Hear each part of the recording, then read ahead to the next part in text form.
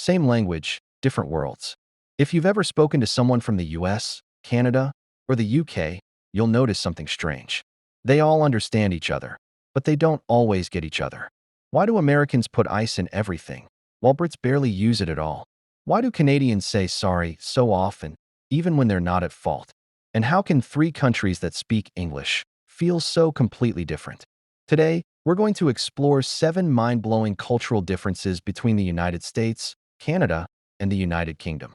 We're not talking about just accents or spelling. These are deep-rooted differences in humor, healthcare, lifestyle, and the way people think. And trust me, some of these will surprise you. We'll break down why Americans laugh louder, why Canadians wait longer at the doctor, and why Brits might think you're rude even when you're just trying to be polite. You might even realize that you have been doing something totally normal in your country that seems completely bizarre somewhere else. So grab a cup of tea or a giant soda, depending on where you're from, and let's dive into the first shocker on our list. Let's start with something that might seem simple: humor. But in reality, it's one of the biggest cultural gaps. In the United States, humor is loud, bold, and often exaggerated. Think of shows like The Office, US, or Friends. The jokes are clear, the laughs are obvious, and everything's a little bit over the top. Americans love sarcasm, but they want you to know it's a joke. Now head north to Canada, and you'll find humor that's much more subtle. Canadians are famous for poking fun at themselves. Their comedy has a dry edge, but it's rarely offensive. Think of Schitt's Creek. It's hilarious, but in a quiet, quirky way. Canadians love to laugh, just not too loudly. Now jump across the Atlantic to the United Kingdom, and the humor changes completely. British comedy is dry, deadpan, and often very dark. It's not about punchlines, it's about timing and cleverness. Shows like The Office, UK, or Blackadder are filled with wit and sarcasm that can go right over your head if you're not paying attention. Brits are masters of understatement. They'll say, "Well, that's unfortunate," when something's gone terribly wrong, and you might not know if they're joking. Here's a real-life example. An American might say, "I just failed my test. Ugh, life is over." A Canadian might say, "Well, at least I didn't trip over a moose on the way out." A Brit? They might simply sip their tea and say, "Brilliant," with a totally straight face. Same language, different laughs. Understanding humor in these three countries is like learning a new dialect. It's not just about what's funny, it's about how it's delivered. And if you ever find yourself in a room with all three nationalities, just be ready to smile, even if you're not entirely sure why. Now let's talk about something that really shows how these countries think differently: healthcare. In the United States, healthcare is big business. Hospitals are high-tech, the care can be fast, but it comes at a price. A simple emergency room visit can cost thousands of dollars if you don't have insurance. Most Americans rely on private insurance companies, and navigating that system can be stressful. Yes, the treatment is often top tier, but many people avoid going to the doctor because they fear the bill. In Canada, it's a different story. The healthcare system is publicly funded. That means you don't pay at the doctor's office or the hospital. Your taxes cover it. You show your health card, and that's it. No bills, no insurance companies. But there's a trade-off: wait times. It might take weeks or even months to see a specialist. Canadians often joke that if you break a leg, you'll be treated quickly, but if you need a knee replacement, you'd better be patient. Then there's the United Kingdom and its famous NHS, the National Health Service. It's one of the oldest public healthcare systems in the world. It provides care that's free at the point of use. That means anyone, rich or poor, can see a doctor, get surgery, or fill a prescription without worrying about cost. The NHS is deeply loved by most Brits, but it's also under constant pressure.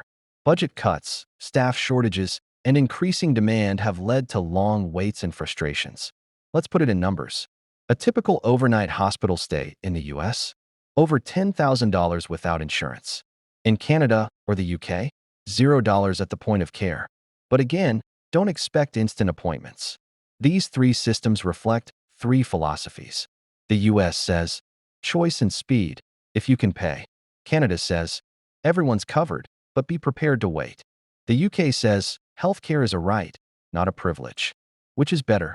That depends on what you value more: speed, access, or peace of mind. Let's be honest. Accents and word choices can cause some hilarious confusion across the US, Canada, and the UK. In the United States, you'll hear clear, direct speech. Americans say truck instead of lorry, apartment instead of flat, and elevator instead of lift. Everything's fast, functional, and casual. Slang like awesome, dude, and y'all is used every day. Now in Canada, things get a little more blended. Canadians sound similar to Americans until they don't. You'll hear people say washroom instead of bathroom, or pronounce about more like a boot, though they'll deny it. They also sneak in some British terms like Z instead of Z, and spell color with a U. Then there's the UK, where things really start to twist. Brits speak English, but it's their own flavor entirely. Lorry is a truck. A flat is an apartment. And if you're taking the lift, you're using the elevator. Someone might ask for a biscuit, but don't give them a warm, fluffy one, because in the UK, that's just a cookie. Here's a fun one.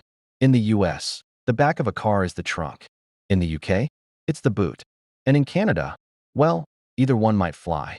It doesn't stop there. An American might say, let's take out the trash. A Canadian might say, let's take out the garbage.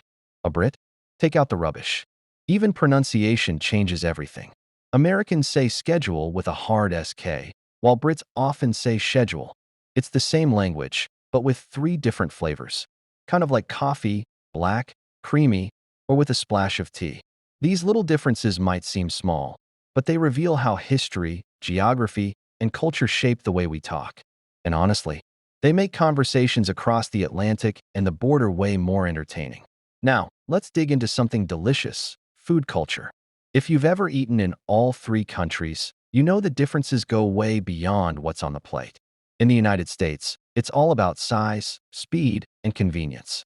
Fast food chains are everywhere: McDonald's, Taco Bell, Chick-fil-A, you name it. Portions are massive. A small drink in the US could pass for a large in the UK. And tipping? Absolutely expected.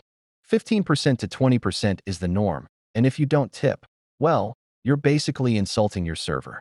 Canada shares a lot of these habits: fast food, tipping, and decent portion sizes. But it also brings in its own multicultural touch. In Toronto or Vancouver, you'll find restaurants serving everything from pho to butter chicken to sushi, all in the same block. And then there's poutine, fries smothered in gravy and cheese curds. It sounds weird, but it's a national treasure. Now the UK, they do food differently. Traditional meals like the Sunday roast, with meat, potatoes, and Yorkshire pudding, are still a big deal. And breakfast? Think full English with eggs, sausage, beans, and toast. Tipping isn't expected like it is in North America. At most, you leave a few coins or 10% in nicer restaurants. One small but interesting difference? Table manners. In the US, it's common to hold your fork in your right hand and switch hands to cut. In the UK, most people keep the fork in their left hand and knife in the right. No switching. Canadians tend to switch like Americans, but also know the British style, thanks to Queen-era influence. And drinks? Americans love ice. Brits barely use it. Canadians? Somewhere in the middle. Even how we eat says a lot about culture. Fast-paced and casual in the US, polite and blended in Canada, and traditional and modest in the UK. So next time you sit down to eat, look around. You might learn something just from how people hold their forks. Let's head to the classroom. Because what's more revealing than how a country teaches its kids? In the United States, education can be a big investment. Public schools are free, but college? That's a different story. Tuition can be tens of thousands of dollars per year. Students track their grades using the GPA system on a 4.0 scale, and terms like freshman or senior are commonly used to describe what year you're in. They say college for both universities and smaller schools, and student loans are a huge topic in American life. Now move north to Canada, and things look a bit more affordable. Public universities are still expensive, but much cheaper than in the US. Canadians also use GPA, but with slight variations depending on the province. The terms college and university have different meanings. College is usually for technical or trade programs, while university refers to academic degrees. And guess what? Canadians are far more likely to take a gap year after high school, traveling, working, or just figuring things out. Now in the United Kingdom, things shift again. First off, they don't say college the same way. College might refer to high school level education, while university is the proper term for higher education. And the grading system? Completely different. No GPAs. Instead, you get a classification like first class honors, the best, upper second, 2, 1, lower second, 2, 2, and so on. UK students typically specialize earlier. By age 16, students already begin narrowing their subjects. And university lasts only 3 years, not 4, because there's less general education and more focus from day one. Another big one, student debt. While the UK has student loans, they're government regulated, and many students don't repay the full amount unless they earn above a certain threshold.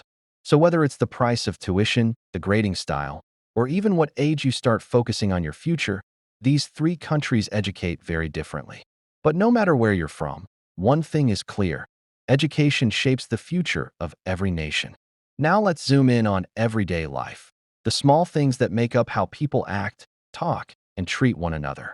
In the United States, it's all about confidence and individuality. Americans are generally outgoing, friendly, and not afraid to speak their mind. Small talk with strangers is common, whether it's your barista or the person in line behind you. A big smile, a firm handshake, maybe even a full-on hug, that's everyday American life. It's fast, it's loud, and it's bold. Now shift to Canada, and you'll find something gentler. Canadians are famously polite. They'll hold the door for you, apologize even when you bump into them, and thank the bus driver every time. There's a certain quiet friendliness that feels warm, but never pushy. It's individualism with a coat of politeness. Then there's the United Kingdom, where manners are almost an art form. Brits avoid confrontation like it's a national sport. You'll hear sorry and thank you constantly, but sometimes it's just habit. Nodding instead of hugging. Saying lovely, even when something's just okay. And don't mess with the queue. Standing in line, patiently and in order, is basically sacred. Here's a fun breakdown. Americans hug you first and ask questions later. Canadians say sorry twice, even if you wronged them. Brits will suffer in silence, then apologize for existing.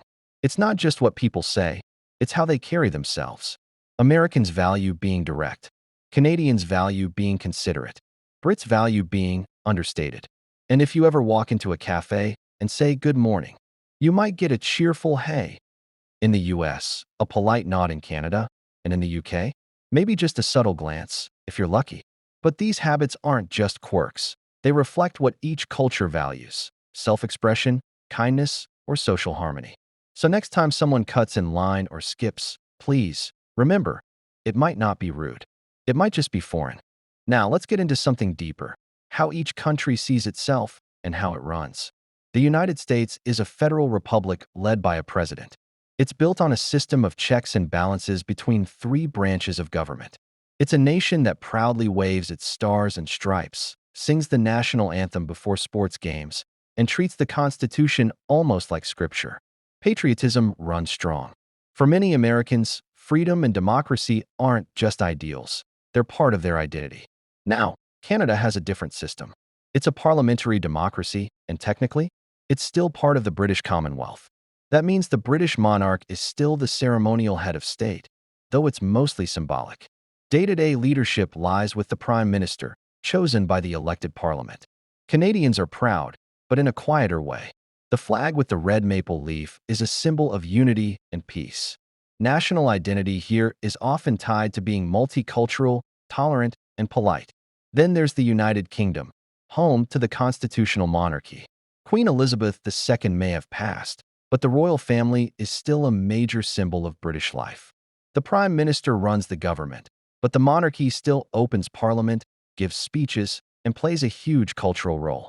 The British flag, the Union Jack, is iconic, as is the national anthem, God Save the King. Pride here is more historical and ceremonial, deeply rooted in centuries of tradition. And let's not forget symbols. The U.S. bald eagle represents strength and independence. The Canadian Mountie and maple leaf stand for service and unity. The British Crown and Royal Guards represent history and heritage. Different flags, different anthems, different values, but all deeply meaningful to their people. So while each country runs itself in a unique way, one thing is clear. What unites a country isn't just laws or leaders, It's the stories it tells about itself. So there you have it, 7 mind-blowing differences between the United States, Canada, and the United Kingdom. From the way people laugh, to how they eat, to how they govern and even apologize. Same language, but wildly different worlds. Who knew that something as simple as tipping or healthcare could reveal so much about a country's identity? And now we want to hear from you. Which country do you think has the most interesting culture? Do you prefer the loud American spirit, the gentle Canadian charm, or the witty British cool? Drop a comment below. We read them all. And if you enjoyed this journey across cultures, don't forget to hit that like button, tap subscribe for more global comparisons, and turn on notifications so you never miss a video. Because we've got more fascinating stories coming soon. Differences you've never noticed but won't be able to forget. Until next time, thanks for watching, and remember, sometimes the smallest differences say the most.